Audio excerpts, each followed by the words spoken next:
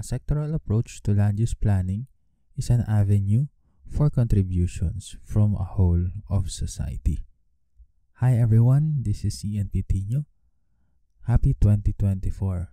In this first episode of Filipino Urban Planning, I hope to answer the question, why do we use a sectoral approach to situational analysis? This is step 4 of the comprehensive land use planning process. At isa sa mga importanteng malaman ng mga environmental planners ay isang sectoral approach. The comprehensive development planning process identifies 5 sectors for development. At itong mga sectors na ito ang tinitingnan natin para makita natin kung ma-assess natin kung anong sitwasyon ng local government unit na ating pinagpaplanuhan.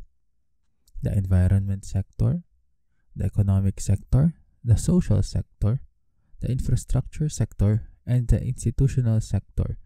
These are the 5 primary sectors according to the rationalized planning system and the illustrative guide of DILG for comprehensive development planning. Ngayon, dahil meron tayong mainstreaming ng climate change, adaptation, and disaster risk reduction, ang ibang planners ay gumagawa ng pang-anim na sector, yung CCA-DRR. I, for one, my personal opinion, argue that this is not the right approach. We need to integrate or mainstream climate change adaptation and disaster risk reduction into the planning process. Kaya kailangan yung 5 sectors ay alam kung ano yung mga climate change concerns and disaster risk concerns ng kanilang local government unit.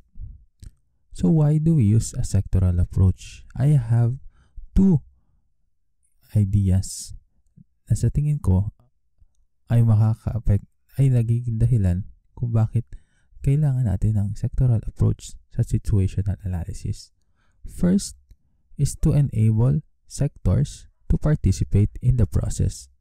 Isa sa pinaka-importanteng aspeto ng land use planning ay yung paghahati-hati ng limited land resources sa unlimited or very vast priorities and development goals ng ating local government units.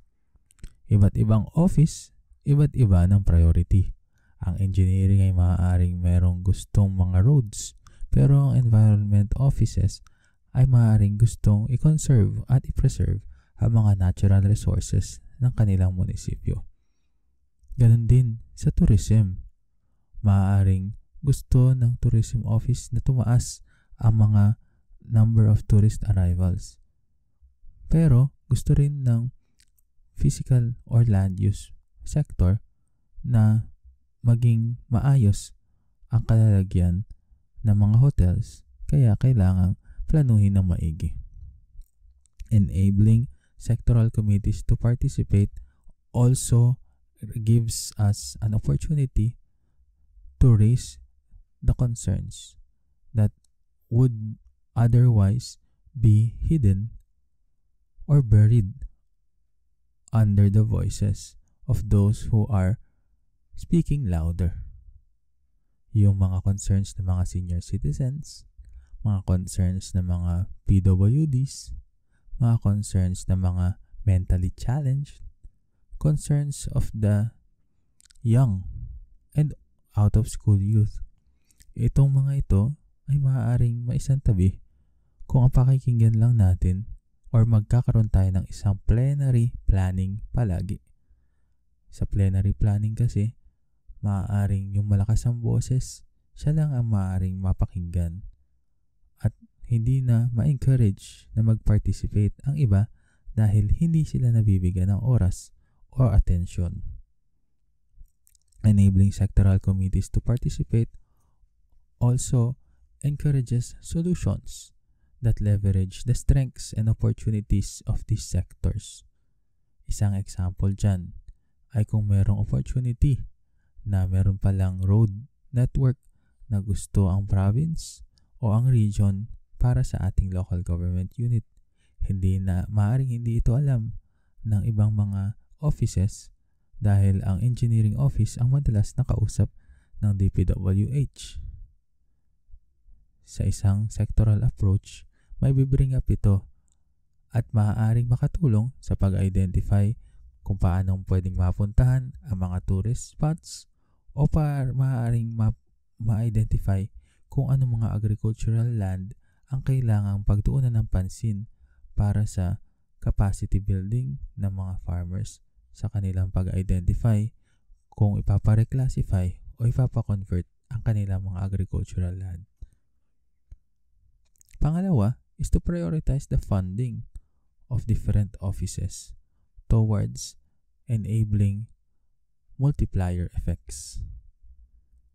Tandaan, isang local government unit lang ang ating pinagpaplanuhan, isang munisipyo o city, at hindi iba-ibang city kada isang office. Same land area, same resources, same people, at same goal dapat ang meron ang mga different sectors sa kanilang pag-a-analyze at pag-identify ng priorities. Bawat isang office ay merong contribution sa pagpaplano ng kanilang munisipyo o syudad. Kaya kailangan meron din silang say sa kung paano ang kanilang funding ay makakontribute sa development ng kanilang LGU. We use a sectoral approach to prioritize funding because funding is limited and our goals may be too high or too long para sa isang planning period. Kailangan magkaroon tayo ng pagtutulungan sa Office ng Engineering, Office ng Tourism, at Office ng Environment kung gusto nating ang ecotourism sites natin ay maging aligned sa ating road network development. Ganon din, pagtutulungan ng Health Office, ng Solid Waste Management Office, at ng Engineering Office kung gusto nating ma-identify ang best location ng sanitary landfill at ibang waste management facilities na hindi makakaapekto sa kalusugan ng ating mga citizens. These are the two main reasons why we use a sectoral approach to situational analysis. We want participation and we also need prioritization. Kung hindi tayo magpa-prioritize, magkakaroon tayo ng tinatawag na analysis paralysis dahil lahat ay gusto nating ma-achieve. Lahat ng problema ay gusto nating solusyonan ngayon na. Pero hindi ganon ang pagpaplano. Meron at meron tayong pa-prioritize, meron at meron tayong uunahin para yung magiging resulta nun na maganda ay makatulong sa atin sa mga susunod na actions, targets, at goals ng ating LGU. Importante rin na makita that the concerns may be cross-cutting.